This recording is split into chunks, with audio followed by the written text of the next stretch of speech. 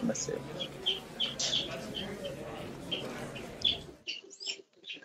Ministério do Turismo e a Associação Casa Azul apresentam o Ciclo de Homenagens 2021, ação que faz parte das programações paralelas da 19ª FLIP, Festa Literária Internacional de Paraty. O projeto conta com o benefício da Lei Federal de Incentivo à Cultura e Vale Mais Cultura. Tem patrocínio oficial do Itaú Instituto Cultural Vale. É uma concepção SESC e Associação Casa Azul. Realização Secretaria Especial da Cultura, Ministério do Turismo, Pátria Amada Brasil, Governo Federal. Boa noite a todos e todas, bem-vindos e bem-vindas ao SESC São Paulo e ao seu Centro de Pesquisa e Formação.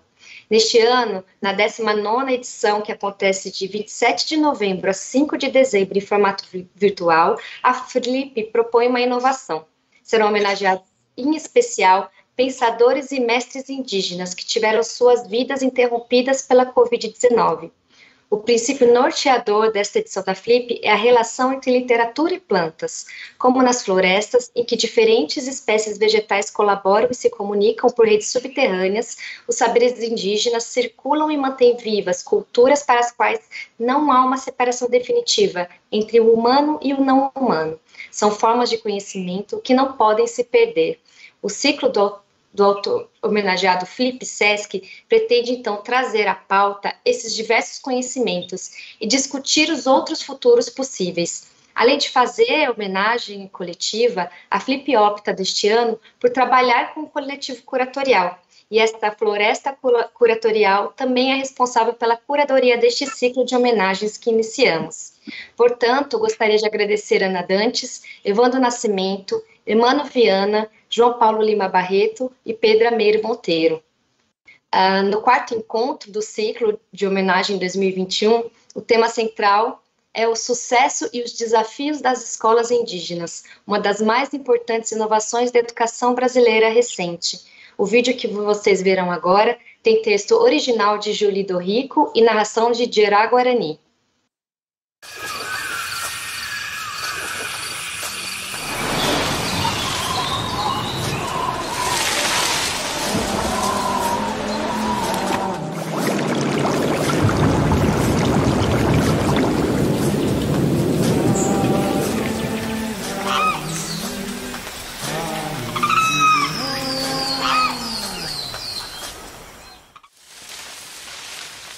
A educação indígena está nas vozes da floresta, da terra, dos rios, dos animais e dos espíritos que habitam.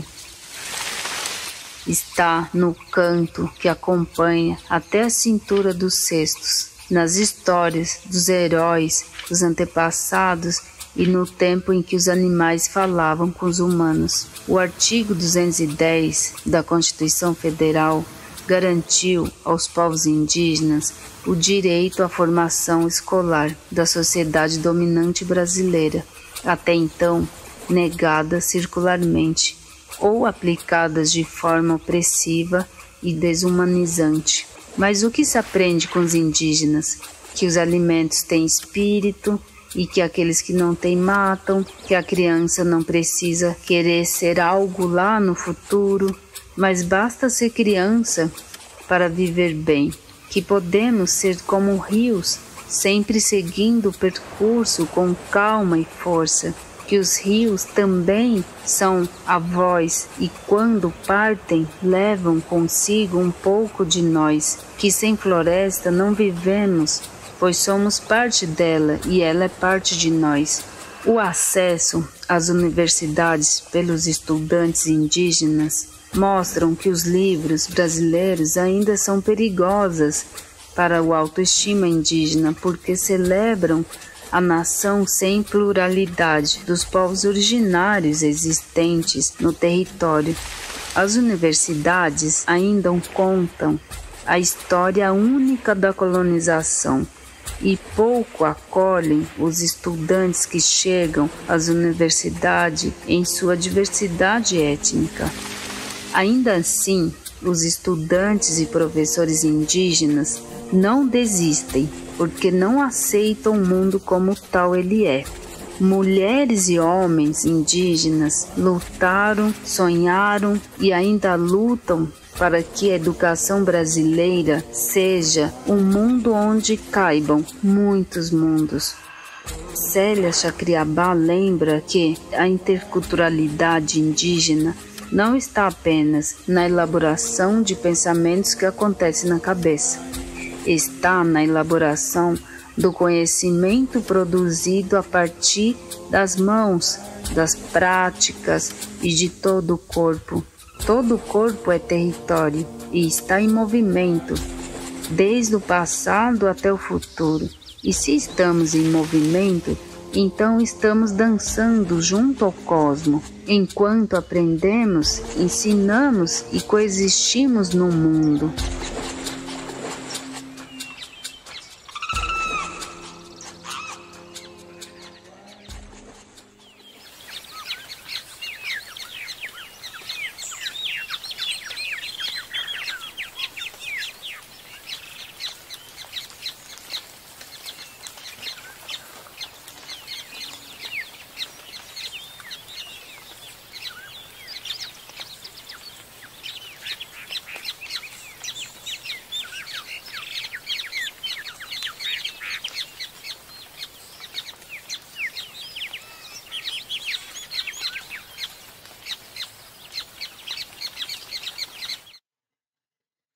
Convido, então, para mediar a mesa Educação Viva Experiências Indígenas, Gerson Baniwa, que é natural da terra indígena Alto Rio Negro do Amazonas, graduado em Filosofia pela Universidade Federal do Amazonas, mestre e doutor em Antropologia Social na Universidade de Brasília, foi dirigente da Confederação das Organizações Indígenas do Rio Negro em 1987 e coordenador geral da Coordenação das Organizações Indígenas da Amazônia Brasileira, a COIAB. Foi secretário municipal de Educação de São Gabriel da Cachoeira, no Amazonas, e coordenador geral de Educação Escolar Indígena do Ministério da Educação.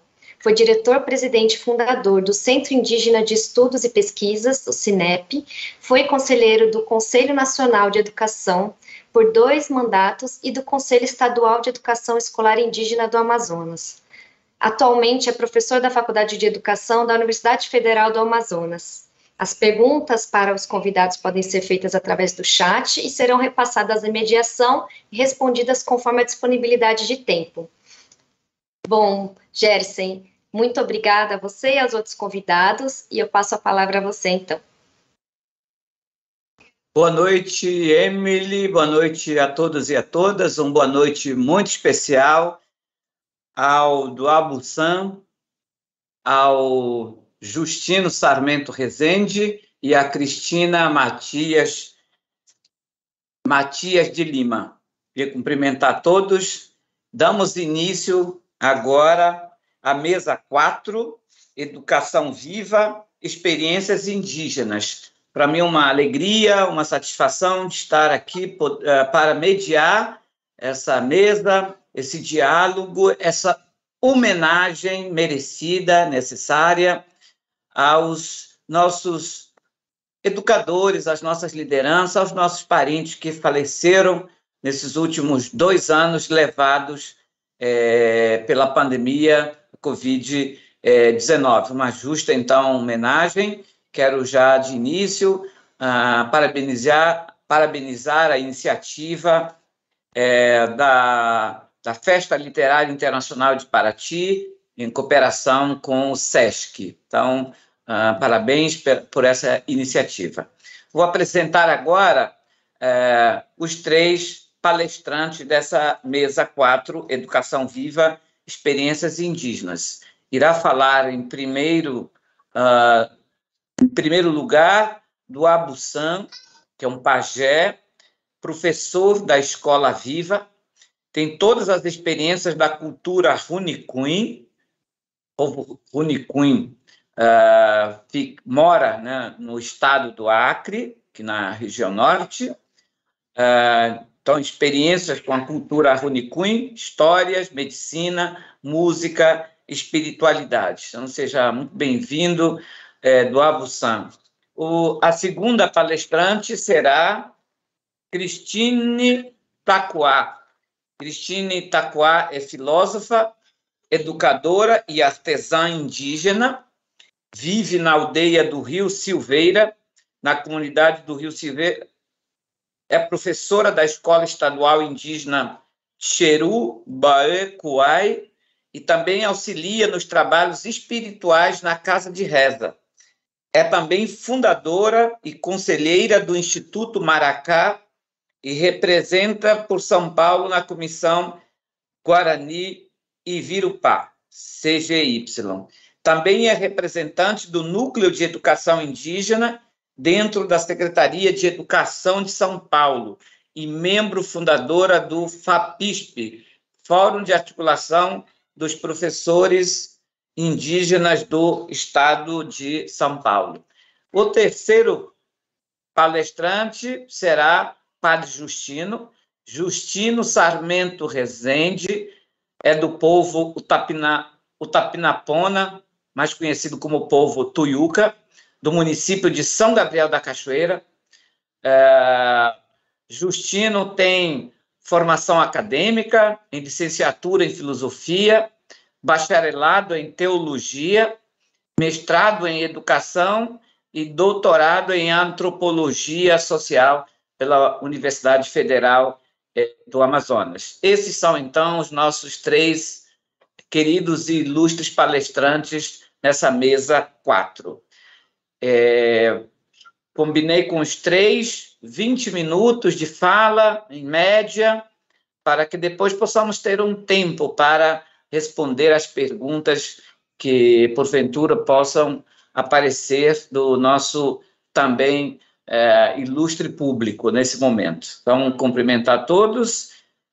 Sem mais delongas, vamos iniciar as falas, né, que é importante, estamos aqui para ouvir os 3, farei apenas esse papel aqui de mediação e ouvir atentamente, com carinho, com muito respeito, porque vão tratar dessa perda triste, né, dessa perda forte de parentes, de anciões, de educadores, muito importantes, que nos deixaram legados, muitas lições, e que temos aqui a missão de continuar, né, a obra, as lutas, os projetos, os sonhos e ideais desses que nos deixaram. Estamos aqui também com esse espírito, com respeito, mas também com entusiasmo desse ponto de vista de continuar a luta, o trabalho de todos eles e elas que nos deixaram, né? Então, muito obrigado pela presença e participação aqui de todos. Então, passo agora, então, para o Pajé. É importante a fala do Pajé e professor da Escola Viva, experiência interessante da Escola Viva, que é o parente Runifun do Abuçã. Com você agora, parente. Já, que pena e saudade pela nossa história de antigamente, né? Que todos vamos continuar trazendo aquele que estava escondido, né? Como eu pensei em Escola Viva. Antes de aplicar, nós, índios do Acre, para começar a reunião e fala, sempre nós pede pelo nosso Xibu, né? Nossa terra, nosso povo, nosso mar, isso que nós protege. Bom, primeiramente, um agradecimento aí com o nosso Xibu para todo mundo, para todos nós, irmãos, irmãs, né? Eu vou apresentar aqui pelo meu nome, eu sou, nome em língua portuguesa, eu sou Manuel Vandi Caxinauá. Na língua indígena, sou do Abuçã. Eu tenho já 88 anos de idade. Eu moro na minha aldeia, Coração da Floresta, Alto Rio Jordão. A gente está por aqui fazendo esse ódio, né? Bom, deixa eu contar. Sempre eu era jovem, né? Sempre eu vinha pesquisando junto com meu pai, junto com meu bisavô, junto com todos os meus parentes, aquele velho sabido de canto do batismo, canto de cura, canto do Nigepal, vários cantos, né? Canto do rapé, canto do urucum, canto do ginipapo, né? E a gente fazia dieta também antes desses crianças nascerem. Hoje em dia está aumentando bastante, né? Aí eu vinha pesquisando, pensei, e para mim fazer um livro vivo, e livro de cura, e livro Escola Viva, para nunca acabasse essa nossa cultura, para me explicar e ensinar para o meu povo, para os meus filhos, meus genros, meus netos, para os meus parentes. Bom, aí eu pensei para renovar essa escola viva. Eu pensei para fazer escola viva, essa escola viva para nunca que se acabasse. Agora, esses jovens que estão querendo estudar, vão aprendendo mais, cada vez mais, essa aí é a escola viva, ninguém não vai perder mais. Como tanto o canto, como tanto a história, como tanto a medicina, e conhecer a doença tradicional e aprender a cura, como assoprar o nosso rapé, com o nosso nexipal, com o nosso campo.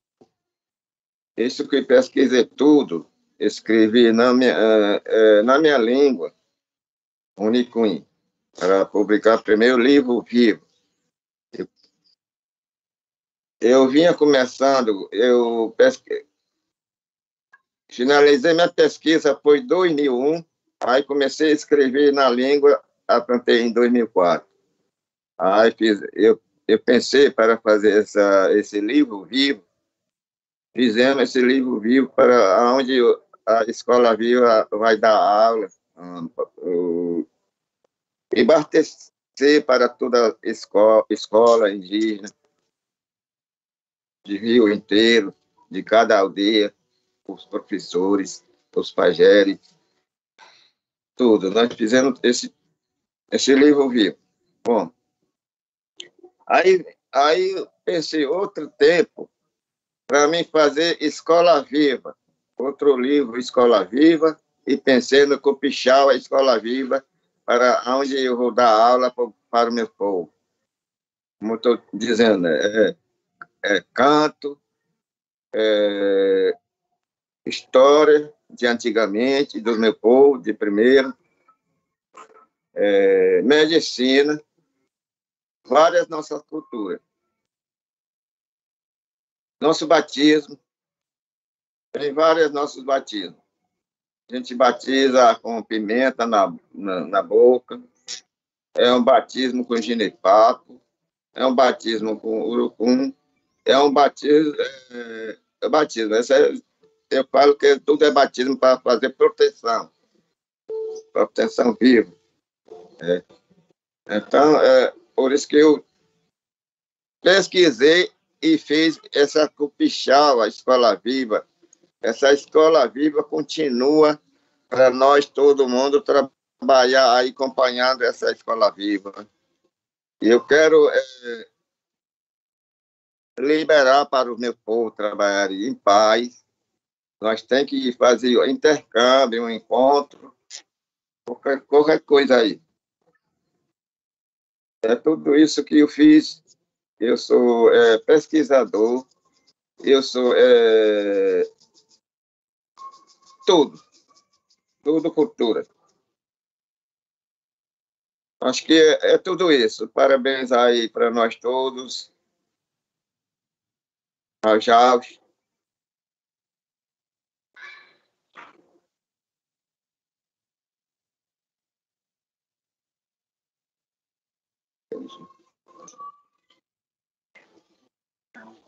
Opa, eu vou continuar, desculpa aí. Eu vou continuar a dizer aqui. Bom, aprendemos esse tudo a nossa cura. Todos os pais já estão aprendendo. Aí, como o meu povo vinha fazendo essa cura, ninguém nunca deixou, então, cada vez mais nós estamos aprendendo.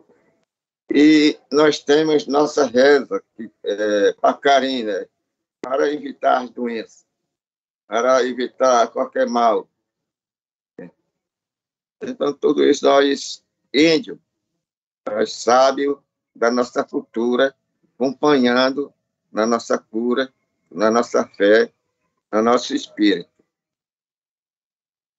Entendendo a força e fé das naturezas,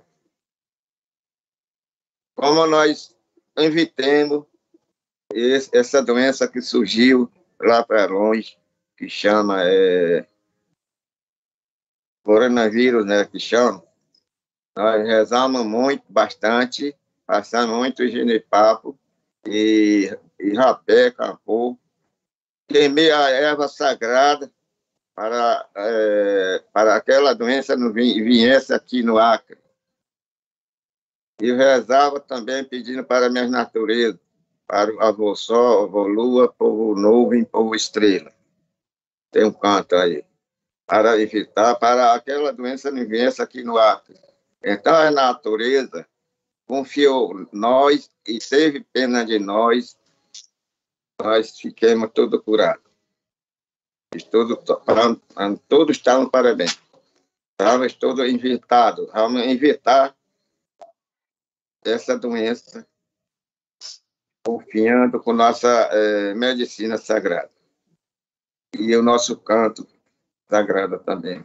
Desde a origem, o nosso povo ia rezando até agora, como eu aprendi bastante. Por isso que eu me lembrei da Escola Viva, para mim passar por todos os meus amigos, meus parentes, para todos.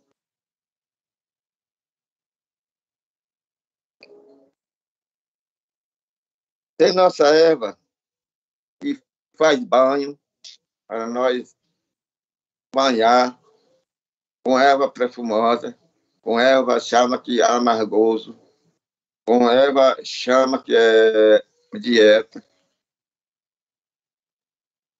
como samaral, o tandal, esse aí que evita. Não deixa aquela doença vir para cá. É só. Esse tudo que nós temos na Escola Viva, na floresta. Cura na floresta.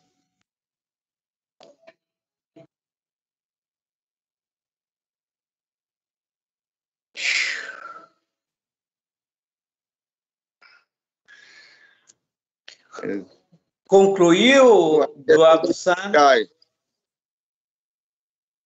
Tá certo. Então, muito obrigado, do Abussan, pela sua fala, deixando muito clara a sua mensagem, não é? Eu diria que essa experiência de pesquisa, de vivência, né, dessa escola viva aí do povo Runicunha, ela está muito relacionada com a filosofia, com a cosmovisão indígena, de um modo geral. A escola viva é a vida viva, não é? A escola que integra, que tem nela a vida concreta, que está presente a natureza, o papel importante da natureza, né? A vida é dada pela natureza. Então, o Babussan nos fala do lugar importante da natureza, né? É a natureza que protege, é lá que encontramos curas, encontramos remédios, não é? As plantas medicinais, os rituais, os cantos, as músicas. O Babussan falou do batismo, né? Batismo de proteção, batismo de cura, exatamente essa espiritualidade vivida com a natureza, né? Dentro da natureza. E a escola viva, então, devo dizer, é a escola da natureza, onde esse saber, essa existência está presente no dia a dia, né? Então, que lição importante, que riqueza essa experiência que o do Babussan, em poucas palavras, nos diz, não é? Nos transmite essa mensagem. Muito obrigado, então, do Babussan. Depois, se tiver pergunta, então, você poderá voltar a falar, tá bom? Bom, passamos, então, agora para a Cristine, também para fazer a sua fala, não é? Contribuindo com essa nossa mesa, com esse nosso diálogo a partir da experiência dela. Por favor, Cristine. Boa noite a todos, né, nessa noite. Agradeço aí pelo convite também, né, de estar aqui dialogando um pouco. Eu falo aqui em meio à Mata Atlântica, né, em meio à Floresta Anherã, que fica aqui no litoral de São Paulo. Sou do povo Machacali, mas vivo em terra indígena Guarani-Buá. E já me apresentaram um pouco, né, eu sou educadora, pensadora, também sou mãe. E venho, assim, através de muita reflexão, desenvolvendo trabalho sobre o que é educação, né? Eu trabalho numa escola estadual, mas, ao mesmo tempo, eu poderia ficar aqui horas e horas falando sobre a inutilidade das escolas. No modelo como a escola hoje, ela é organizada, né? A gente enfrenta uma luta muito grande aqui no estado de São Paulo, e desde que nós criamos esse fórum de professores, né, de articulação, a gente vem lutando para conseguir efetivar uma escola que seja mais viva, né, que seja mais verdadeira, que faça mais sentido também para as nossas crianças e os nossos jovens. E daí, ouvindo o Chay, né, do Abussan, me deu muita alegria, assim, de ver, né, porque os verdadeiros professores são os sabedores, né, que têm esse conhecimento ancestral de diálogo com as plantas, de diálogo, né, com o que realmente nos dá alegria. A verdadeira escola, ela habita nesses espaços, né, nesses diálogos com os sabedores. Só que hoje em dia eu vejo que os próprios gestores da educação, eles não são indígenas, né? Quem está na Secretaria de Educação, um ou outro estado, mas na grande maioria, e eu falo aqui por São Paulo, os gestores da educação escolar indígena, eles são despreparados, né, para entender o que é educação escolar indígena. Então, a gente vem buscando caminhos, né, de efetivar, né, um sentido maior para isso que se chama escola, né, que é esse espaço que habita dentro das nossas comunidades, mas nem sempre está muito claro para que ela serve de verdade dentro dos nossos territórios, né? Então, a gente vive dentro de um estado que ainda estamos buscando uma formação, né, de uma licenciatura intercultural para formar os nossos professores para que possam se tornar também pesquisadores, né, com sabedores. A gente vem buscando avançar para ter um currículo que realmente respeite tudo isso que o Duabussan falou, né, que são esses saberes e fazeres ancestrais, né, de cada povo. Então, se a escola não respeita e não dialoga com esses saberes, eu vejo que é uma escola que não faz sentido algum, né? E daí eu sei que o Gessen tem uma luta muito grande, né, dentro da educação, o Justino também, são pessoas que eu admiro o trabalho de vocês, né, mas principalmente o trabalho desses anciãos, como o do Abussan, que eu tive também a honra de conhecer há um tempo atrás, e tantos outros, né, sabedores, que têm esse trabalho, né, de fortalecer as escolas vivas e de fazer um contraponto, né, em diálogo com essa tal de educação escolar, que criaram e colocaram dentro das nossas comunidades, e a gente ainda vem pelejando bastante para conseguir efetivar uma escola que seja verdadeiramente útil, né, para a vida das nossas crianças. Então, quando me foi chamado, né, para dialogar nesse diálogo, que é um pré-antecedendo essa FLIP, né, que é essa feira literária, eu fico muito pensando sobre as diversas narrativas, né, que compõem os povos ancestrais e que, às vezes, né, estão tão distantes do convívio das próprias escolas. E daí a gente vem com esse tema forte, que é homenagear todas as pessoas que partiram, né, tantos parentes, tantas pessoas importantes que partiram por conta dessa doença que veio de uma forma tão forte e que desequilibrou um pouco o nosso cotidiano, né? Mas, ao mesmo tempo, trouxe uma mensagem para a nossa vida de como que a gente vai repensar tudo isso, né? Toda essa nossa caminhada aqui na Terra. Por que está acontecendo isso, né? Será que não está na hora também da gente parar para pensar, né? Qual o sentido de toda essa caminhada? Qual o sentido de toda essa humanidade? né? Por que está acontecendo tudo isso? Eu vejo muita gente buscando voltar ao normal, querendo voltar a correr, fazer as coisas que antes fazia. Mas será que tudo isso realmente era normal, né? Eu sempre falo, por onde eu caminho, que existem 3 coisas que vêm atropelando o nosso modo belo, o nosso modo equilibrado de ser e estar nos nossos territórios, que é o currículo da escola, a Bíblia e a cachaça. Essas 3 coisas conseguiram desequilibrar o modo ancestral e equilibrado de vida de todos os povos nesse planeta. E aí, se a gente não parar para pensar de que forma que a gente vai conseguir, né, buscar o entendimento do fortalecimento das nossas culturas, através das nossas espiritualidades, através do modo tradicional de transmissão de conhecimento, que não habita na escola, mas ela está em todo o território, ela está nas casas de reza, ela está na cachoeira, nos rios, na floresta, né? Essa é a escola viva. Então, eu venho sonhando, né, e buscando caminhos também para que a gente consiga vencer esse rolo compressor que vem, né, principalmente nós que estamos aqui na região sudeste, que há tantos séculos a gente vem lutando e resistindo, né, contra todas essas coisas que vêm se impondo perante a nós.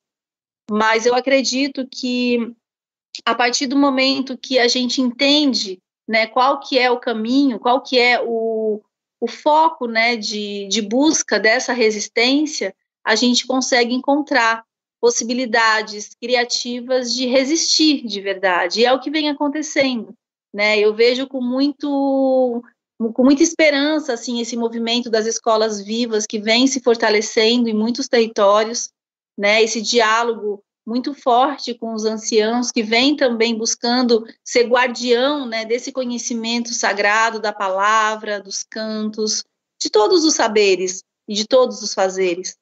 Mas também tem muitos jovens que vêm buscando, né, entrar nas universidades, vêm buscando dialogar com esses saberes que estão fora das nossas comunidades, com o objetivo também de fortalecer, né? Então, há caminhos, eu acredito que há muitos caminhos, mas a gente também não pode se iludir achando que um simples título de doutor vai nos dar a força para continuar resistindo, né? Porque tem muita gente que se torna doutor e não volta para suas comunidades.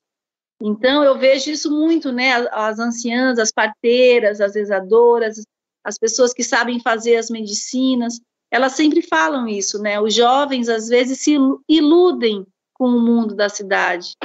E o que hoje nós precisamos fazer, né, ainda mais hoje, né, que a gente vive esse momento de um governo, né, de uma política que é tão violenta, que não está respeitando as nossas florestas, que não está respeitando o modo tradicional de ser e estar no território, né? Esse equilíbrio, essa busca por um bem viver que está para além dos livros, está para além do dinheiro, né? Toda essa ciência, toda essa humanidade que se moldou dentro de uma razão, ela colocou para fora, né? Todos os outros saberes, todos os outros modos de conseguir se equilibrar aqui dentro do território.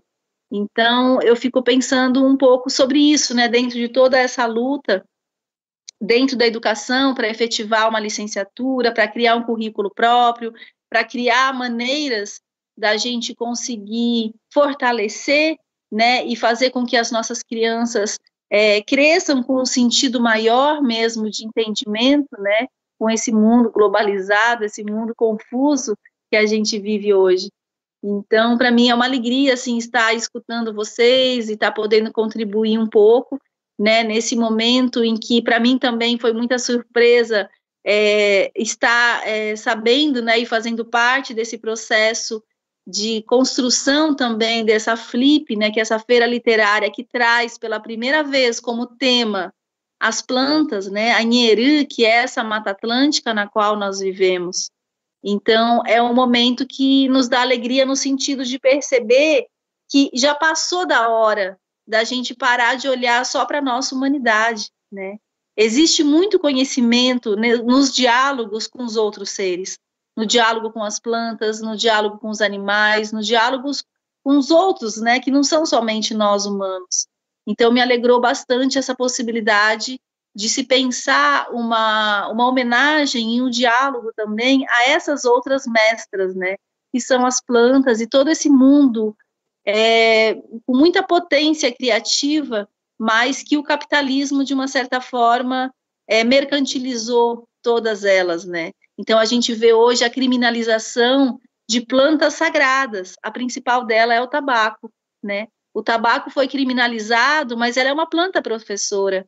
Muitos povos originários têm, né, dentro do tabaco, uma planta de poder, uma planta que cura.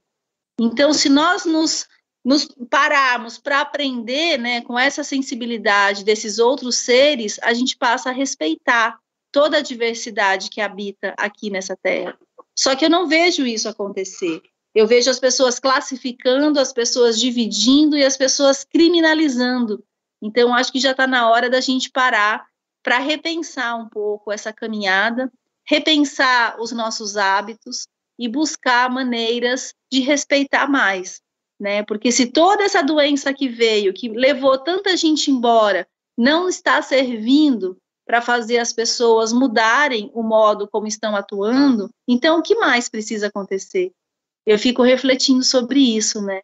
Então, é urgente a necessidade de se repensar qual o sentido das escolas nas nossas vidas e de como nós precisamos ter coragem, né, de mudar tudo isso, de transformar, e o caminho é a escola viva. Eu vejo isso como um caminho, né?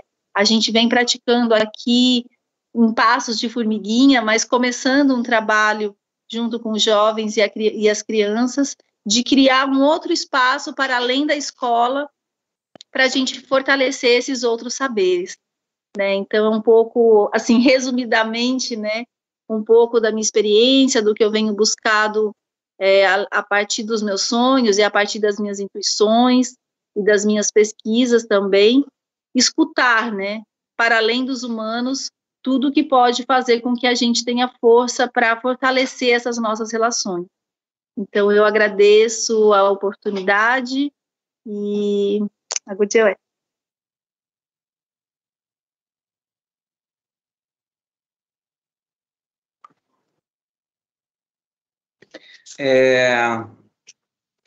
Obrigado, Cris Taquá, pela sua palavra, pelas suas mensagens aqui muito bonitas, muito interessantes.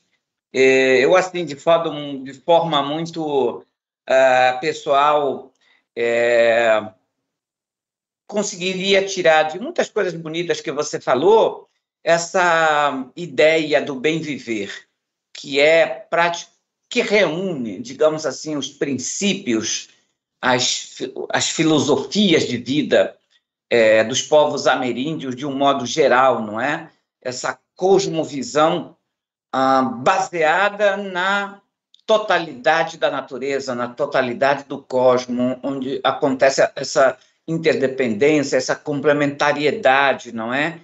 E isso é uma questão viva, isso é uma cultura, uma visão, uma vida dinâmica, mas muito presente, não é?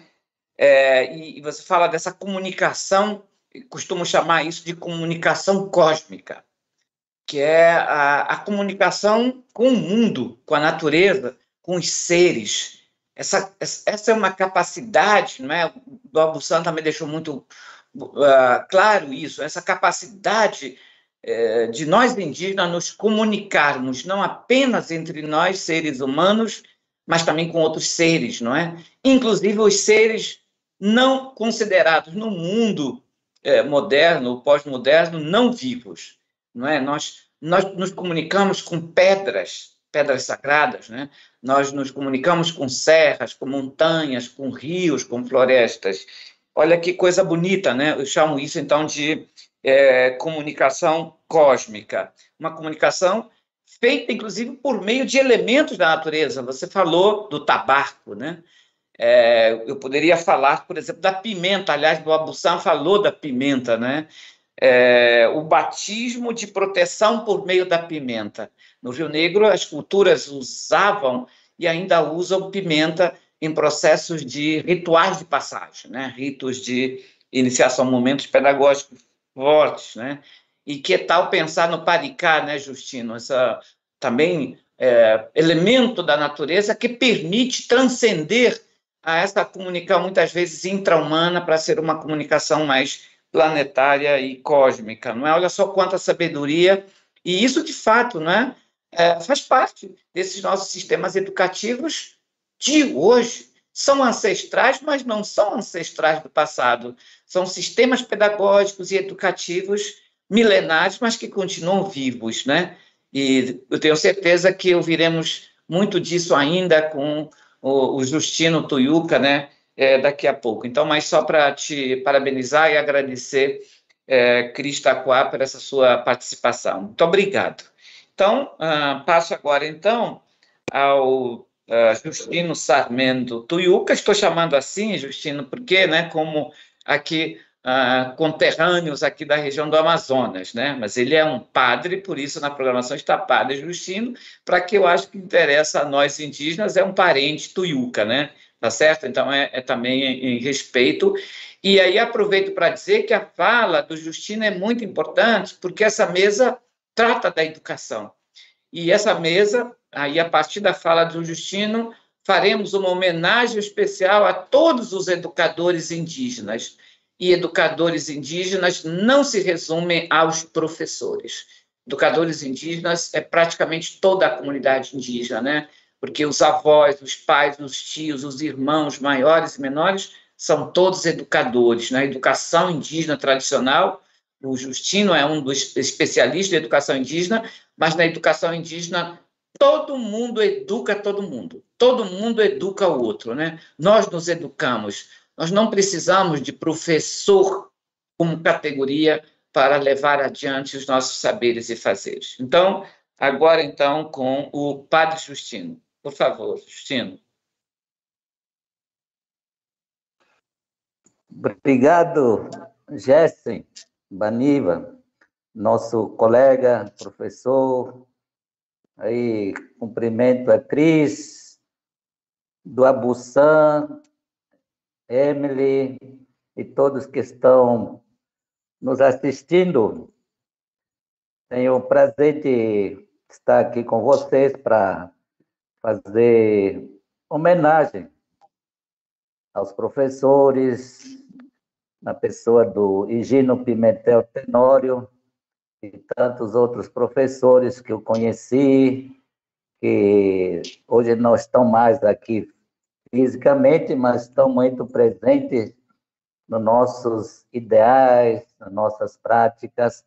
Então, quero começar falando do Higino com uma questão última que foi apresentado quando veio o convite. Quais são os desafios para o futuro da educação indígena?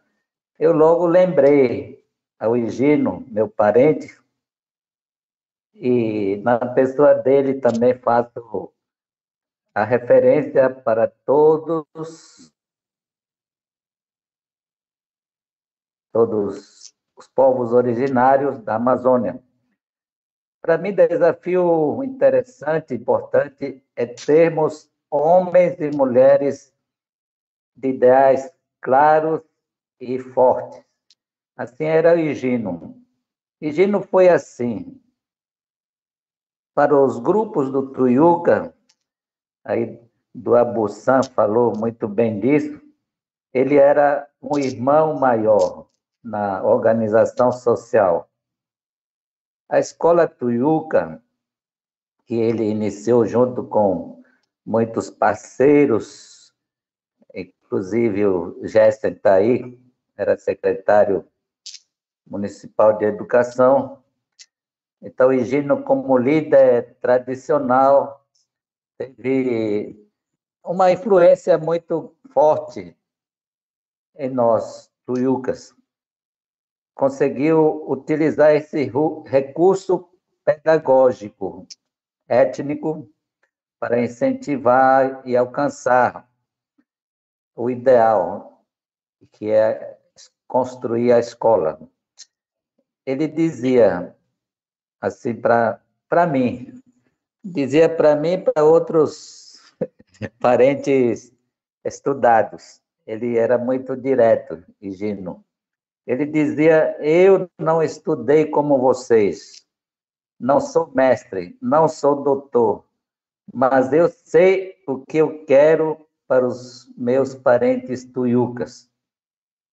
Quer dizer, a nossa liderança, eles sabem muito bem o que querem para o seu povo. Nós vimos aí esses colegas meus parentes do Abução em Cristo falando disso. E Gino dizia: eu já consegui o que eu quis. Os tuiucas hoje falam a sua língua, escrevem na própria língua, aprenderam muitas práticas. E Gino era de uma personalidade forte, enfrentava outros povos para defender os seus ideais. Outras pessoas o criticavam, mas ele se manteve forte e contagiou outros povos também na região. Também o povo tucano construiu sua escola. Depois, também é importante dizer que Higino era um embaixador. Assim foi falado dele, muitos momentos, muitas ocasiões, eventos. Quem conhecia Higino dizia que ele era embaixador dos povos indígenas do Alto Rio Negro em questão da educação indígena, em questões cerimoniais, porque ele era mestre de danças. Cantava e dançava, narrava as histórias cerimoniais, dançava um dia, a noite toda, e parava no dia seguinte, como os outros especialistas. Quem conhece Alto Rio Negro, quem conhece os tuiucas, logo vai dizer que essa é pura verdade. Aí vocês falando das plantas, eu sei muito bem que das plantas como carpi, ayahuasca, que é bebida cerimonial, que inspira sabedorias, ritmos, danças, o cigarro, o fumo, que é utilizado para proteção das pessoas, da maloca, para proteção contra os males que podem atingir o cosmo, essa organização em patamares do nosso cosmo. Nós vivemos no cosmo do meio, no patamar do meio. Além de nós ter o patamar de cima, do subterrâneo, nós estamos interligados. Eles aprenderam muito bem dizendo que um deve cuidar do outro. Por isso, essas cerimônias são importantíssimas. Uma das coisas relevantes que o Higino, através da escola tuiuca, fez é recuperar as cerimônias de danças que os meus parentes talvez estejam assistindo nesse momento. Eles fazem até hoje. Esses dias fizeram várias danças na Nova Maloca, em São Pedro, soube que fizeram também Caruru, os meus primos, cunhados tucanos. Então, tudo isso foi trabalho do Higino. Quando se fala da importância da obra pedagógica do Higino, é para dizer que o Higino, ele conseguiu, do seu jeito, com sua habilidade, com sua capacidade também de dialogar, de brigar com os opositores, enfrentar. Aí o Jesse deve saber quantas vezes ele foi na Secretaria Municipal de Educação para reivindicar o reconhecimento da escola, a sua maneira de educar era insistente. Então, por isso, eu vejo a escola tuiuca como também a escola Pamali, dos Baniva, que surgiu no mesmo período, que são dois modelos, por isso eram chamados projetos pilotos de escolas indígenas, e hoje estão aí, presentes muitos ex-alunos dessas escolas, estão atuando em outras escolas indígenas, conseguiram ultrapassar o limite de ficar em suas próprias comunidades, claro. Isso foi importante também, levar para outros lugares aquilo que eles conseguiram organizar, construir, e sonhar e levar esses ideais. Hoje, eu posso dizer, eu digo, que todos os alunas que passaram pela escola Tuiuca têm grande satisfação de falar a própria língua tuiuca. Eu vejo quando vou lá no Alto Rio Negro, agora estou aqui no Rio Madeira, Rio Madeira também tem os povos indígenas, muras, por esse dia estou indo lá com eles. Então eu vejo a importância da educação que surge da família. O Gessen acabou de dizer, essa educação que brota da comunidade. Inicialmente, da escola Tuiuca, ele foi muito importante porque envolveu todas as comunidades, todos os moradores se tornaram educadores. Avós, papai, mamãe, tio, tia, os especialistas em música, em dança, em conhecedores das ciclos vitais da floresta, ciclo dos peixes, ciclos das enchentes. Se hoje posso dizer que a escola Tuiuca comprometidos, eu posso citar aqui dois, mas tem muito mais. O casal Aloísio Cabalzar e Flora, e tem muitos outros que estiveram comprometidos, e Gino e outros diziam que precisa ter assessores externos comprometidos com a causa, e realmente isso aconteceu. E é bom destacar que foram eles que também inspiraram a organização da escola Tuiuca. Eu estudando um pouco mais.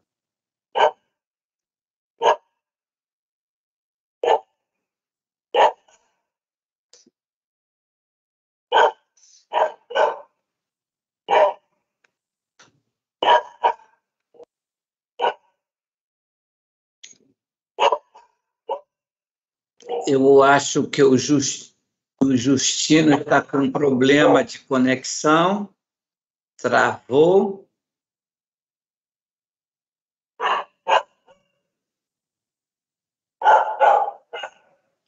Ver se ele consegue retornar.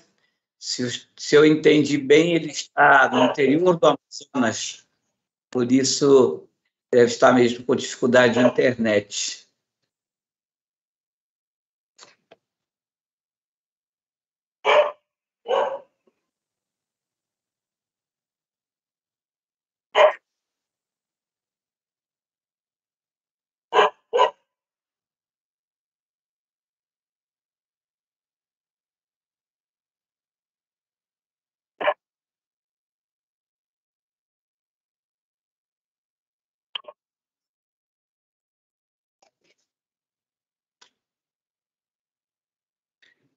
Bom, vamos. Se ele, espero que ele volte, e ao voltar, vamos depois passar a palavra para ele poder continuar e concluir a fala dele. Bom, como não temos como imaginar quanto tempo ele vai precisar para voltar, vamos dar sequência. Ele é o último entrevistado e podemos aproveitar. Eu nem vou me referir nada à fala dele, vou precisar que ele conclua depois, ao retornar, e depois faço algum brevíssimo comentário sobre a importância do Higino, do professor Higino Terório, que é também pajé, né? E eu conheci, convivi muito com ele, é meu contemporâneo. Eu estava na Secretaria de Educação do município de São Gabriel da Cachoeira, quando ele iniciou esse projeto piloto de escola Tuiuca, né? Foi um projeto bastante interessante, bem radical. Eu me lembro que ele sempre dividia, não, aqui não é para ensinar língua portuguesa, aqui é para a gente falar só a língua Tuiuca, né? Ele era desse tipo aqui, sem dúvida nenhuma, a gente sente muita falta dele, mas também valorizamos muito o legado, tudo que nós aprendemos com ele. Então, vamos fazer o seguinte, nós recebemos várias perguntas aqui, e enquanto a gente, de repente, espera o Justino retornar, vamos já passar, então, a primeira pergunta. A primeira é para o do Abusan, da Elisa Mendes, que pergunta do Abusan. Então, a Elisa Mendes te pergunta, parente do Abusan, quem ensinou o Runicuim a cantar? Você pode responder a Elisa Mendes, quem ensinou Runicuim a cantar? Sim, deixa eu responder aqui. Primeiro voz do canto que nasceu foi lá dentro do lago que meu xarapim acompanhou jiboia.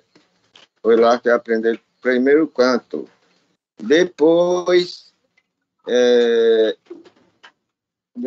do lago, aí quando meu povo fazia feitiço, eles tomavam, ouvia o canto de todos os animais também, do grilo, da jiboia e do besouro,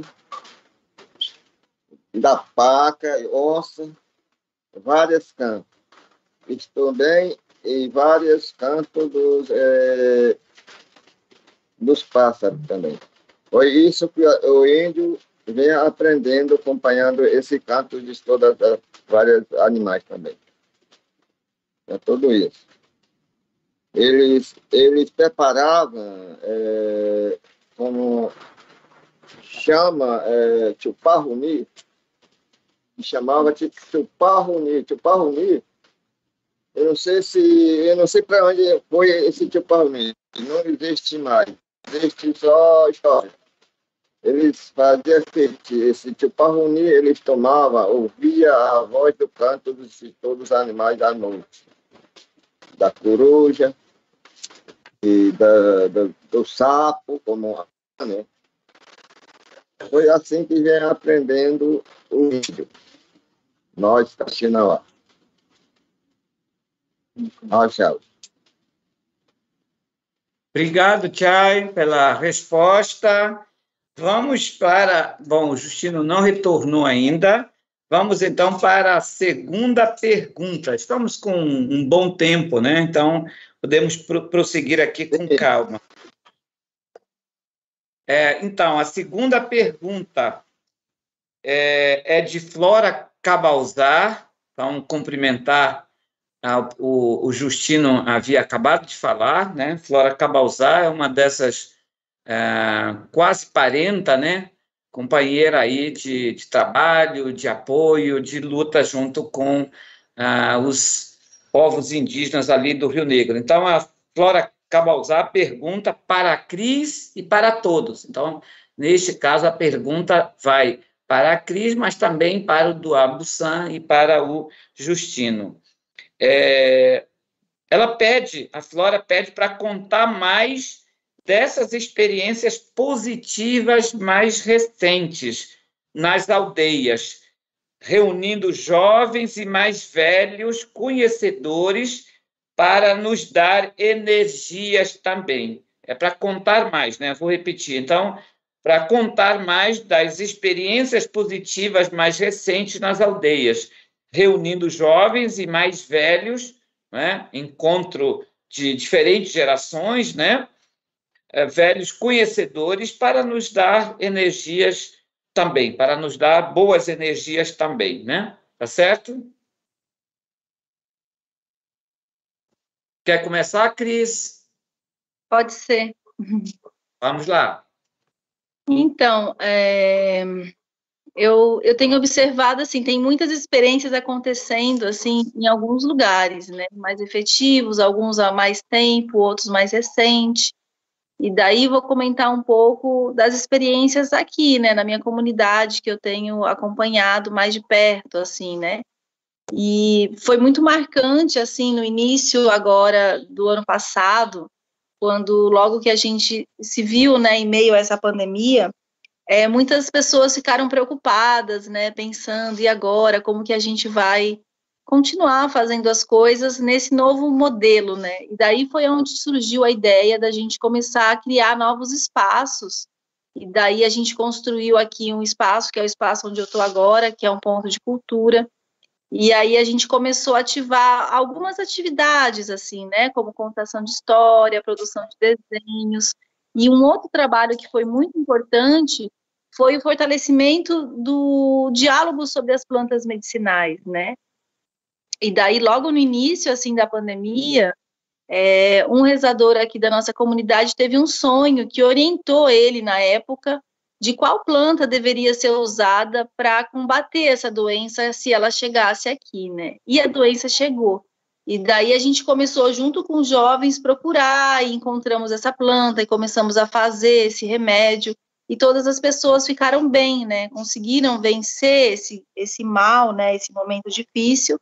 E a partir daí a gente teve a ideia de começar também a fazer um viveiro de plantas medicinais, né? Porque acontece que hoje em dia muitas mães jovens, né, e muitas vezes são minhas alunas também, vão para a escola e não sabem mais como se prepara um remédio para febre ou para dor de barriga, coisas simples assim, né, que acontecem no dia a dia. Então a gente começou a desenvolver um trabalho também que está sendo muito importante, assim, de fortalecimento dessa troca, né, de pesquisa com os anciãos, as anciãs, de conhecer as plantas e fazer essas mudas, né, e fortalecer esse conhecimento, que é importante para o dia a dia, né. Então, um trabalho que está sendo efetivo é esse fortalecimento do ponto de cultura, aqui no nosso núcleo, né, da nossa comunidade, que tem com esse objetivo, né, tanto de fortalecer as narrativas, quanto fortalecer também o conhecimento da pesquisa sobre as plantas. E também outras coisas, né, diálogos sobre o parto, sobre o resguardo, sobre o cuidado e atenção, né, com o corpo, do cuidado com as crianças também, né, porque hoje a gente tem uma Secretaria de Saúde Indígena, que é a SESAI, mas de um modo geral, né, essa SESAI acaba incentivando as mulheres a fazer o parto no hospital.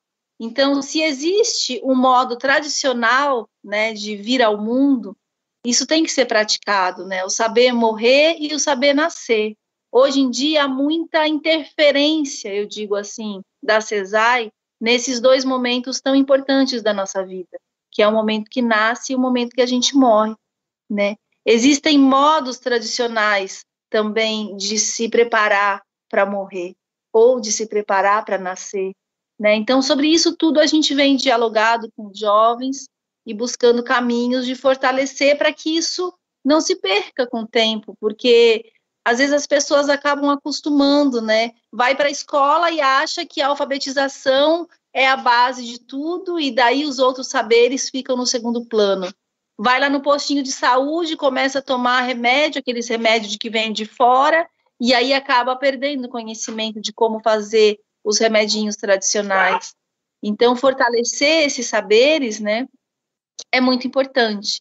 Então, isso é um pouco um exemplo de um trabalho que está se efetivando e que vem, né, como uma rede de conexão também com outras comunidades próximas. Aqui da minha comunidade, a gente tem feito encontro de mulheres, encontro de jovens, encontro de comunicadores que também estão preocupados, né, em guardar essa memória, né. Hoje a gente tem o apoio das tecnologias, que ajudam, né, a gente conseguir guardar essa memória para além da nossa própria memória natural, assim, né? Então, é um pouco compartilhando o que eu venho fazendo, assim, né, com o coletivo que eu convivo.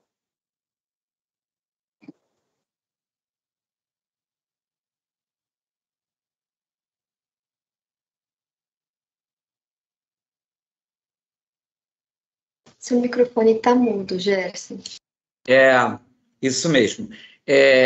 Obrigado, então, Cris. Bom, o Justino retornou, então, por favor, Justino, pode continuar. Nós tínhamos muita fé que você retornaria, tá bom? Então, por favor, pode continuar. Muito bem. Na época do meu parente Gino não existia a internet, por isso funcionava muito melhor. Mas, falando que assessorias comprometidas são muito importantes, isso eu tenho que reconhecer em nome do povo tuiuca.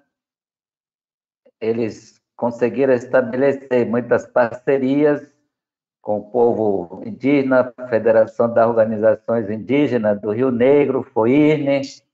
A nossa federação tem intermediado grandes parcerias com instituições a nível do Brasil, também a nível internacional. Eu creio que nossa força ela ganha também visibilidade por causa dessas parcerias.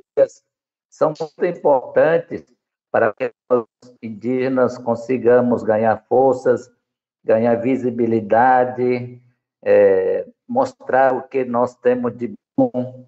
Claro, meus parentes tuiucas, no início, queriam escrever todos os livros em própria língua, mas logo depois perceberam que se escrevesse somente em tuiuca, o mundo externo não iria conhecer o que eles estavam produzindo. Aí começou a questão do uso bilíngue das suas produções, tuiuca, português.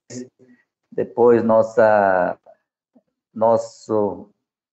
proximidade com a Colômbia, lá estão também nossos parentes tuiucas, começaram a vir a estudar em São Pedro, depois começaram ali também os tucanos, estudar na escola tuiuca, os bará, os macuna e ebá, começaram a estudar aí. Então, tornou-se uma escola pluriétnica, a escola tuiuca.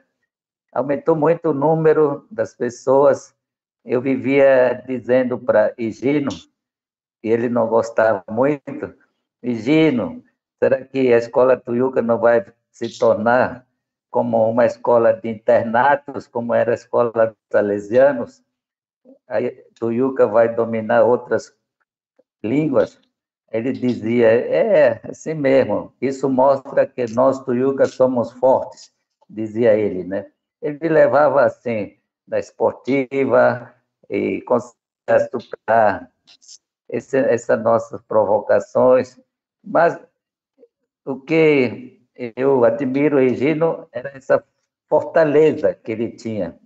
Ele capaz de dialogar, argumentar, e colocava também a gente na linha.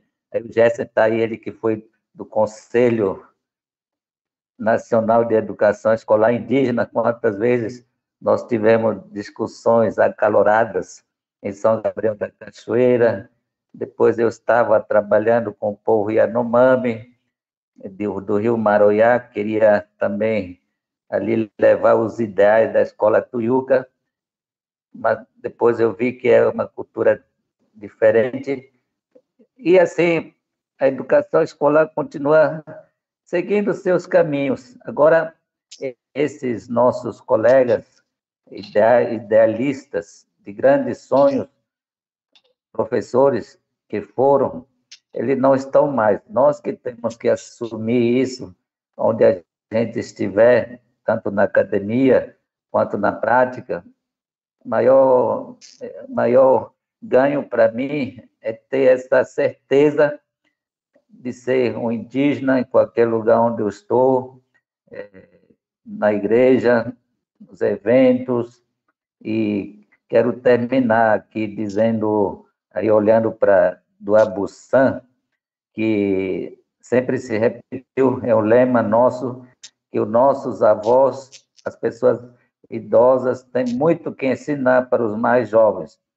O Papa Francisco, quando eu fui como um dos assessores do Sínodo da Amazônia, 2018-19, ele dizia: escutem vossos avós, eles têm muito que ensinar para vocês. Isso eu digo para quem está me ouvindo, serve também para outras culturas, não somente para indígenas. Vamos escutar os nossos avós, porque eles são aqueles que conhecem muitas coisas, tem muito a ensinar. Estou vendo aí do Abussan com seus 80 anos, entusiasta pela educação, porque ele vive em seu próprio ser, na sua própria alma, na sua própria cabeça, em todo o seu ser, essa empolgação do valor, da importância da educação.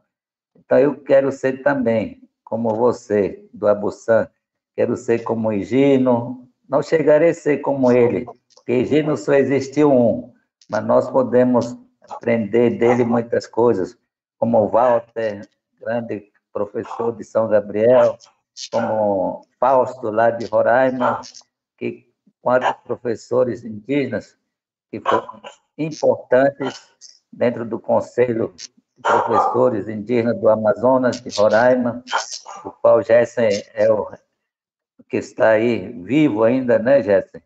Então, temos muita coisa que mostrar para o mundo nosso indígena e para o mundo externo também. Então, agradeço muito.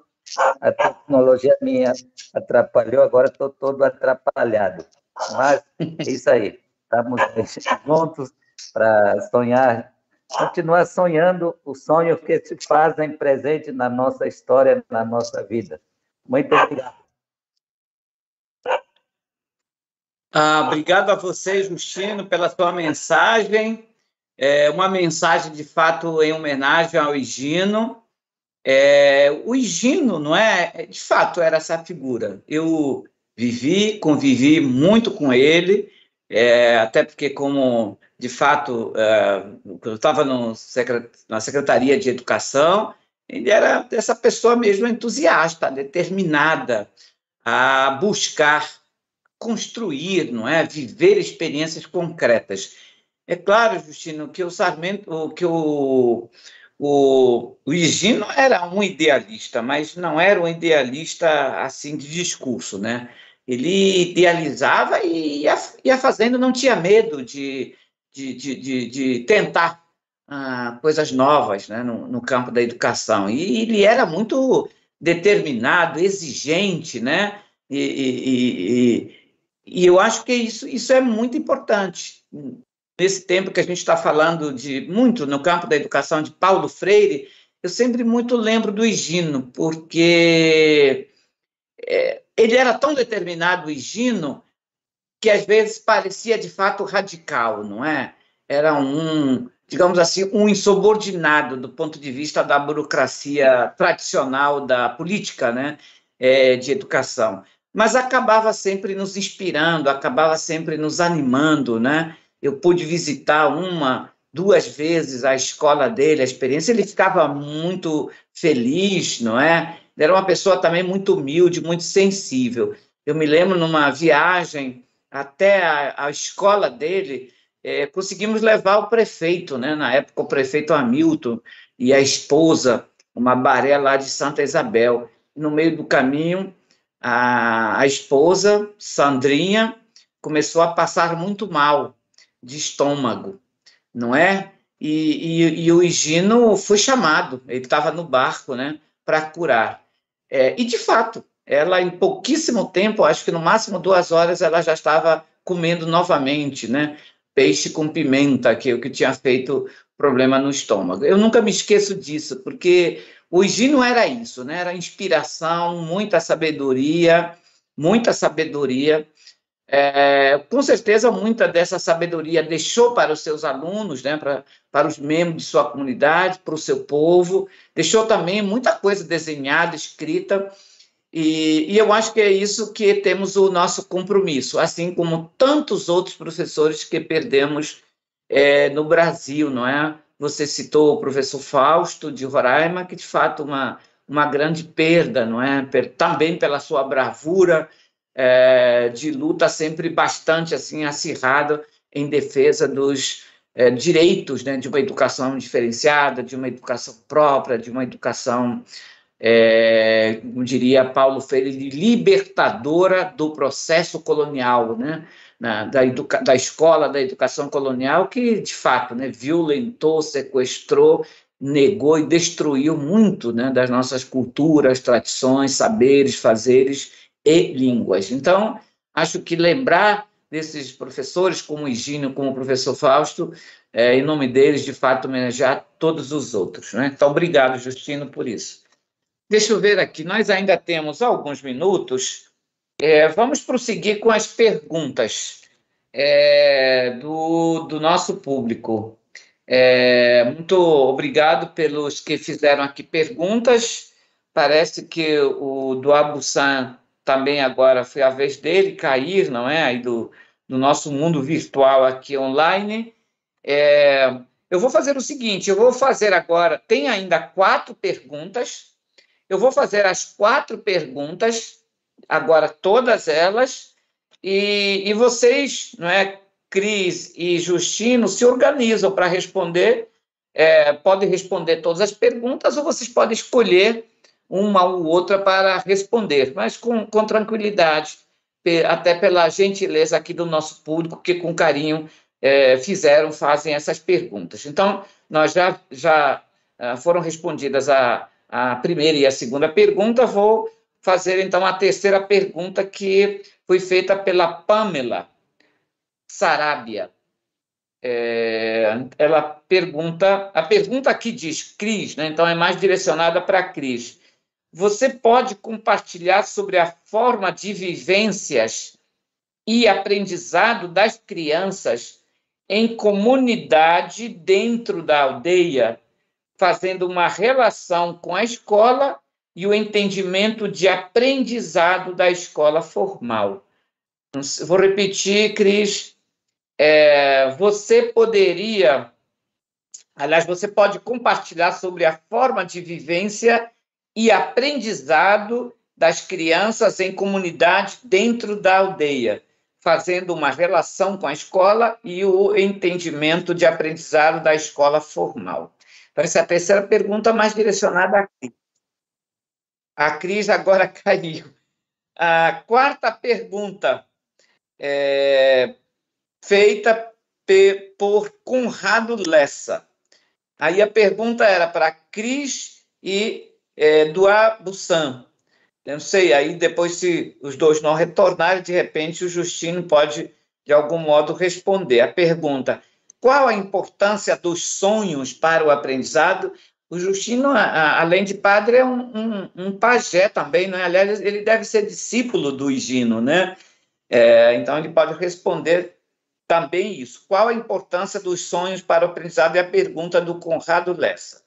A quinta pergunta, do Pedro Meira Monteiro. A pergunta também foi direcionada para a Cris, mas a pergunta fica aí, nesse momento, para o Justino, né?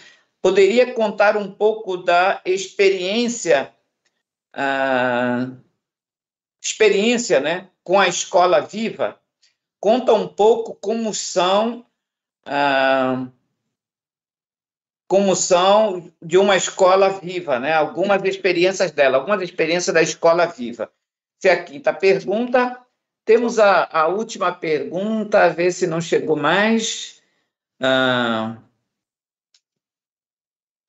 Depois eu checo aqui se chegou mais, até a sexta pergunta, da Flora Cabauzar. Também era para do Abussan. Para do Abussan falar da importância de intercâmbios de experiências, contar de conquista, desafios e perspectivas futuras nesses sentidos. fala se acharem, interessante, se acharem importante. Deixa eu ver o que mais tem aqui. Tem mais. Bom, aqui só a informação de que o do Abussan caiu.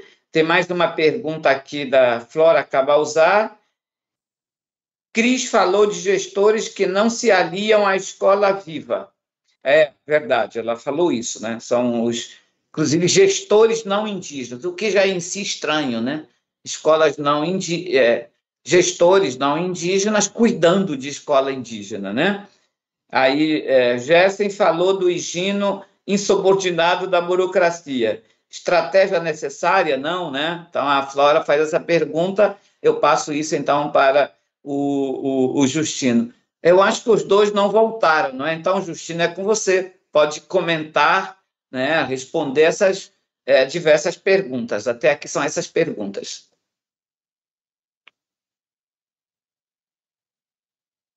Muito Você bem. não pode cair mais, Justino, porque eu vou ficar sozinho, né? Pois é, eu já caí, já levantei. Então, Jéssica, tem uma pergunta interessante aí que está presente, porque a Escola Tuiuca, a Escola Tucano, Pamali, Piratapuia, Tessana, são todas escolas vivas, quer dizer, a escola morta seria aquela escola que se lá na sala de aula e depois não leva para a vida. Então, a Escola Tuiuca, ao meu ver, e eu acredito nisso, ela é escola viva porque se aprende da prática, vai para a prática. Então, esse era um tema que eu ia falar. A Escola Tuiuca, ela organizou uma forma tão inovadora da produção de conhecimento, que era baseada na pesquisa, que os alunos iam pesquisar os sábios, escreviam, quem não sabia escrever, contava, quem sabia escrever, escrevia, lia para ver se estava certo, depois apresentavam para a comunidade complementava, aí tudo. E nas festas grandes, e no dia a dia, no trabalho da roça, para cozinhar peixe, fazer mingau, como tratar as pessoas, tratamento adequado de parentesco. Aí se via que realmente a Escola Tuiuca estava dando certo, porque estava fortalecendo os valores Tuiuca. Acho que também outras escolas são assim. A escola que não é viva é aquela que a gente estudou, como eu estudei no internato, que só era cabeça, encher a cabeça, depois não tinha o que ver com a nossa vida. Por isso, escola viva, como a Escola da Ponte, também de Portugal, da qual onde se inspirou a Escola Tuiuca, as escolas étnicas de São Paulo. Então, essas são experiências inovadoras, e as escolas indígenas pegou muito esses ideais. O próprio Aloysio, que é esposo da Flora, ele me disse, você quer saber mais, vai estudar essas escolas, porque lá que surgiu a inspiração para a Escola Tuiuca.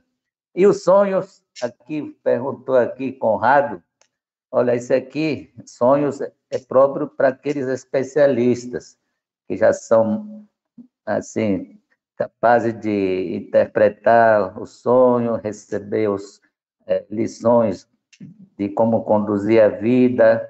Então, como dizia Gino, meu parente, ele disse, quando completou 60 anos, ele disse, eu já estou na idade de maturidade. Acho que eu também estou, porque hoje em dia sonho as coisas, eu sei que vai acontecer coisas boas, falo para as pessoas, vejo que os perigos estão se aproximando, porque eu sonhei cenas interessantes, assustadoras.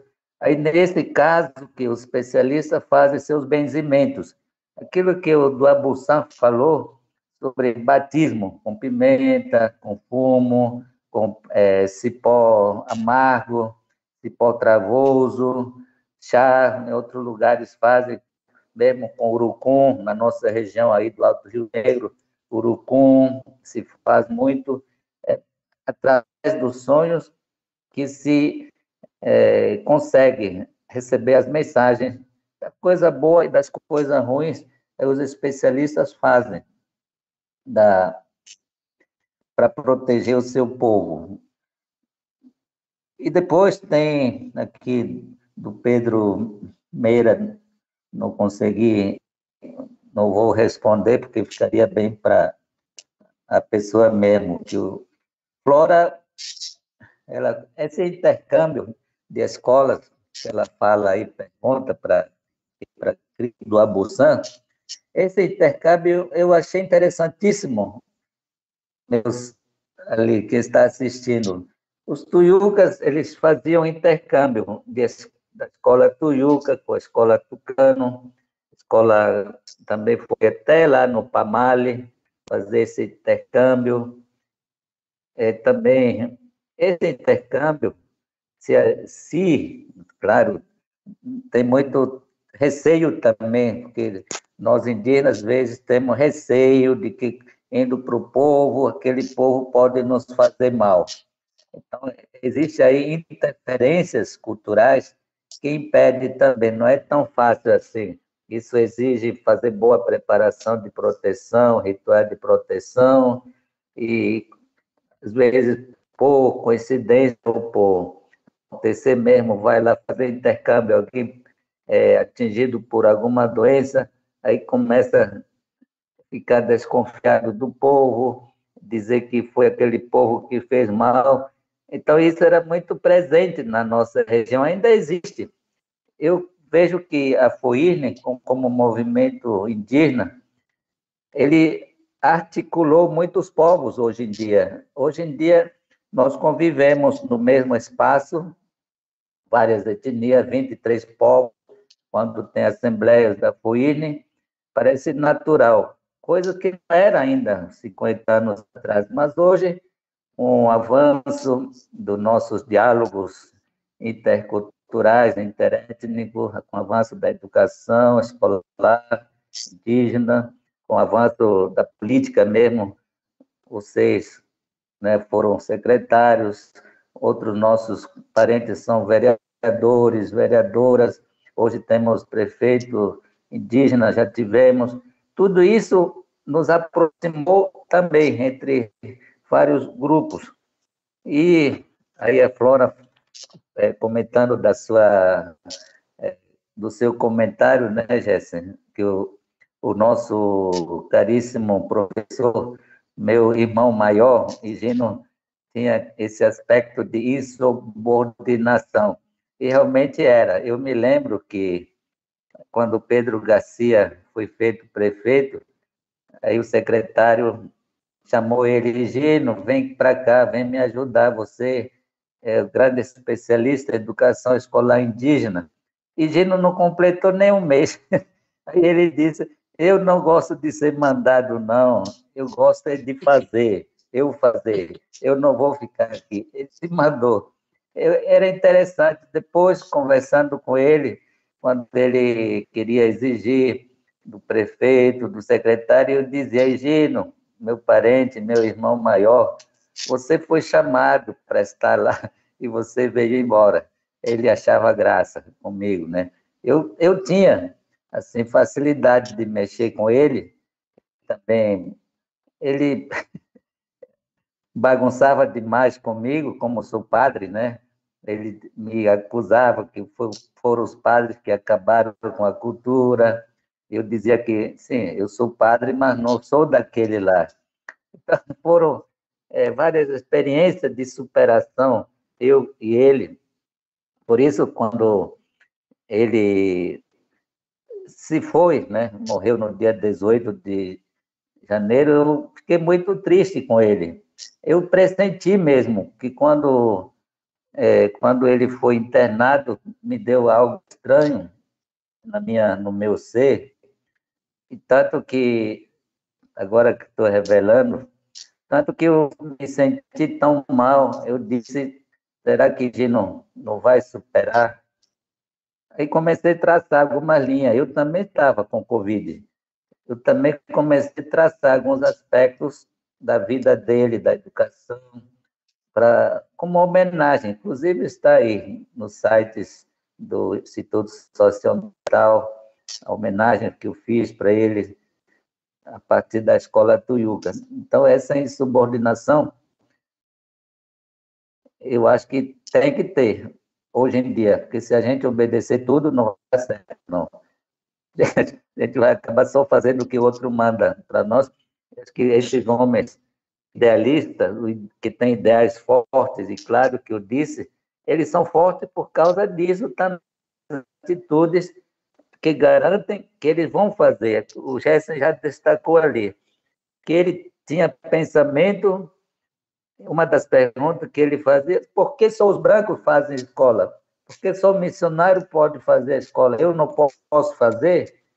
Ele dizia também, falando do copiar, Gerson, eu fui lá, escutei, mas eu não vi eles fazerem a escola. Aí eu voltei bravo, ele falou assim, eu vou fazer essa escola aqui. Não sei o que vai dar, mas eu vou fazer a escola. E ele fez, claro, está aí, a herança dele. Não sei o que nós, os alunos dele, faremos dessa escola, mas ele fez, deixou uma herança. Então, por isso, assim como ele, tantos fizeram isso, eu fico emocionado falando disso aqui. Mas vou parar, senão vou começar a chorar aqui. Tá bom, Jéssica? Muito obrigado. Obrigado a você, Justino, pelas suas palavras, né? Eu acho que essa conversa bonita aqui é homenagem mesmo aos nossos parentes que nos deixaram na pessoa do Higino. Bom, boa conversa, mas eu lamento dizer que o nosso tempo praticamente esgotou. Queria só dizer que acho que assim o tema principal, a mensagem principal dessa mesa aqui é trabalhar a escola viva. E eu acho que também falar dessa viva, estamos falando de vida. E falar de vida, estamos falando desses que nos deixaram. Porque, embora nos deixaram nessa dimensão terrena, mas eles estão conosco, né? No espírito, na alma, nessa irmandade que se chama povos indígenas, povos ameríndios, e onde eles estão, o Higino, onde estiver, com certeza continua insubordinado e, com certeza, torcendo para que a gente também seja insubordinado para poder fazer avançar os direitos indígenas, que, de fato, é só assim que se consegue, não é? Então, acho que essa escola viva, fundamentada em pedagogias ancestrais, que significa vida interconectada, transdisciplinar, intercultural, intercósmica, são várias cosmovisões, não é? Coletiva, eu diria, muitos autores falam de engajamento cósmico, ao contrário do que a ciência tradicional, a pedagogia tradicional propõe, objetividade, afastamento do sujeito cognoscente, do objeto de conhecimento a ser conhecido. Acho que a nossa pedagogia ancestral nos ensina quanto mais engajamento natural, engajamento à natureza, que é a fonte de toda a sabedoria, não é? Nós adquirimos a sabedoria exatamente no mergulho à natureza, a nossa realidade, não é? E por meio da experiência, vamos experimentando a cada dia. É impressionante verificar como os povos indígenas a cada dia vão experimentando coisas novas, vivendo coisas novas. Eu moro em Manaus, às vezes, nesse tempo da pandemia, eu fiquei 1 ano confinado em Manaus, sem poder ir ao Alto Rio Negro. Quando fui recentemente, quanta coisa aqueles parentes lá inventaram, né? Em diferentes campos. Isso é muito lindo, isso é fantástico, não é? Exatamente ao contrário do preconceito que se propagou, que as culturas indígenas são simples na antropologia, né? Culturas simples, quer dizer, não são complexas, né? Não são dinâmicas, não se atualizam, ao contrário, né? A dinâmica é fantástica, tem a ver com a resistência, a resiliência e transcendência pedagógica própria dos povos indígenas. Para a gente encerrar, para não encerrar assim frio, vou pedir paciência aí do nosso público, só para pedir 1 minuto do Justino e da Cris de mensagem final do nosso público. O Cris, te pedi, primeiro, a compreensão, tinha várias perguntas para você, mas como teve problema de conexão, e agora o nosso tempo terminou.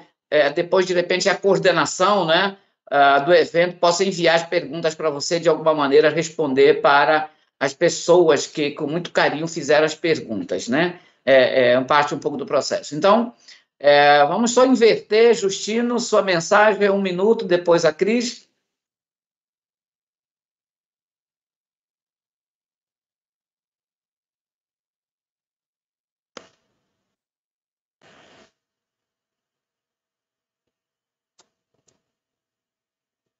Liga seu microfone, Justino.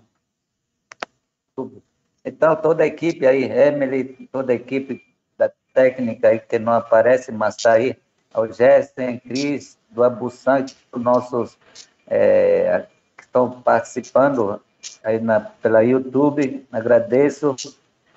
Com certeza, sejamos sonhadores, sonhadoras de um mundo melhor, como diz os povos originários da Amazônia. Vamos buscar o nosso bem viver, nosso bem fazer e o nosso bem conviver. Então, qualquer coisa, estamos por aqui, e daqui de Manicoré, Rio Madeira, estamos conectados com vocês. E vocês fiquem conectados conosco aqui. Muito obrigado. Obrigado, Justino. Cris? Eu peço desculpa aí que caiu um pouco também a conexão, eu tentava voltar e caía de novo, mas deu para ouvir um pouquinho, né, das experiências do Justino, que já tem uma longa caminhada também, né, uma alegria poder ouvir um pouco das histórias, desses saberes todos, né, e agradecer também toda a equipe pelo convite, né, de estar aqui falando um pouco. Foi muito bom também ouvir o do Abuçan, e o Jesse também, né, com as considerações dele, acho que sempre contribui bastante também. E eu acho que é isso, eu tenho só a agradecer vocês todos, e vimos, né, conectados nessa luta, sonhando, cada um nos seus territórios, né, fortalecendo aí os nossos pensamentos e o que nos une, né, que é essa multiplicidade, né, nós somos múltiplos, mas somos cada um guerreiros e lutando aí para que a gente consiga, como o Justino falou, praticar, né, a cada novo amanhecer esse bem viver, convivendo, né, com todas as diferenças e respeitando tudo e todos. Então, agradeço muito também essa oportunidade. Boa noite para vocês. E bons sonhos.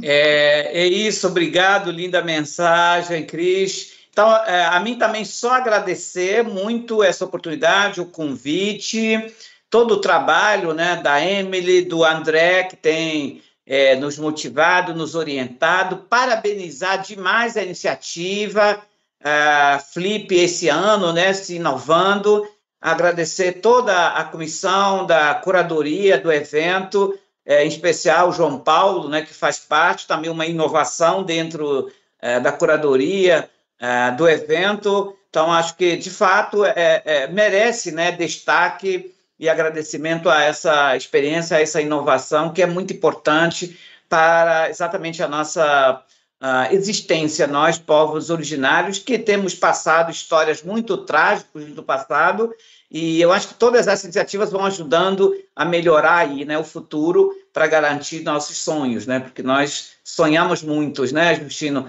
Claro, mais que nós, os especialistas, mas nós também sonhamos, né, um mundo melhor, um futuro melhor, um Brasil melhor, uma Amazônia melhor. Então, muito obrigado. Deixo aqui, então, a mensagem e devolvo agora a coordenação do evento para a conclusão da atividade desta noite. Muito obrigado.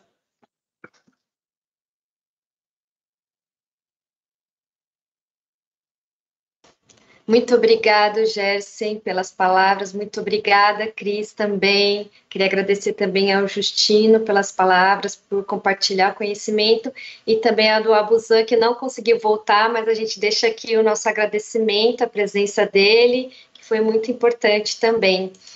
Queria também agradecer aos intérpretes de Libra, Marli Zapata, Lilian Camargo e Cláudio Savino, e o estenotipista Otávio Duarte, que garantem a ampliação dessa conversa para um outro público. Agradecemos a equipe técnica do SESC São Paulo, responsável pela transmissão, e queria convidar todos vocês para a mesa de amanhã, que é O que o Mundo tem a Aprender com Inheri. Eu tentei falar, Cris, mas não sei se eu vou conseguir. Com a presença de Carlos Papá, Laura Santos, Sueli Machacali e a mediação de Ana Dantes. Vai ser às 19 horas pelo canal do YouTube aqui do Centro de Pesquisa e Formação do SESC São Paulo. Muito obrigada a todos e uma boa noite.